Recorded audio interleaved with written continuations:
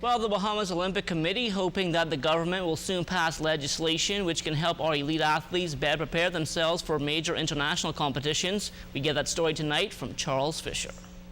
Qualification for the London Olympic Games did not just start this year. It's actually been a 4-year process. General Secretary of the Bahamas Olympic Committee, Romel Noah, says the Bahamas needs to take a holistic approach when it comes to preparations. We cannot continue to have our athletes trying to qualify for the Olympic Games as a standalone unit. It's just not going to work. We've been successful thus far, but I can tell you that the rest of the world is good. Proposing from the Bahamas Olympic Committee is that we need legislation. So when these athletes make the Olympic team, they don't have to worry about a loss in salary or a national team, or when they go to train, because a lot of them travel to train.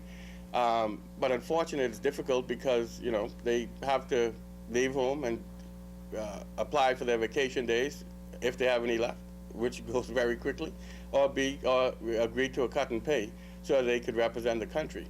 I think we need legislation to ensure that our athletes could train for those who are also professionals without hamper to their livelihoods. And that's one of the challenges why we're not experiencing the success in many of the sports that we would like, and particularly the team sports.